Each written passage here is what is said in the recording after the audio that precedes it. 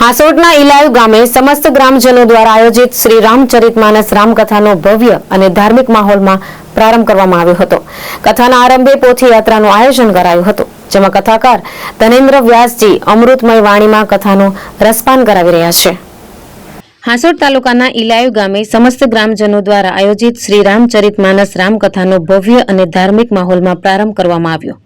કથાના આરંભે પોથી યાત્રાનું આયોજન કરાયું હતું, જેમાં મોટી સંખ્યામાં ગ્રામજનો અને ભક્તોએ ઉત્સાહપૂર્વક ભાગ લીધો હતો.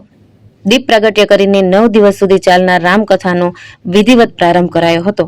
આ કાર્યક્રમમાં હાસોટ તાલુકા પંચાયતના પ્રમુખ સંગીતાબેન સોલંકી, જિલ્લા ભાજપના મહામંત્રી વિનોદ પટેલ, તાલુકા પંચાયતના પ્રમુખ જેડી પટેલ, દત્તાશ્રય આશ્રમ ખર્ચના આચાર્ય ભાવિન પંડ્યા, મનન પંડ્યા, યુવા કથાકાર ધવલ વ્યાસ, ડોક્ટર સ્નેહલ મહેતા, આદર્શ કેળવણી મંડળ ઇલાયુના પ્રમુખ તુષાર પટેલ, ગામના સરપંચ નિશા રાઠોડ, ડેપ્યુટી સરપંચ હિરેન પટેલ તેમજ ગામના આગેવાન મહાદેવ પટેલ સહિતના આગેવાનો ઉપસ્થિત રહ્યા હતા.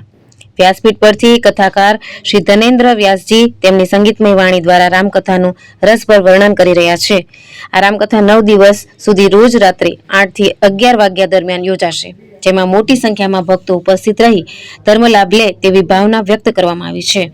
ધર્મેશ રાણા, દ્રષ્ટિકોણ ન્યૂઝ, અંકલેશ્વર.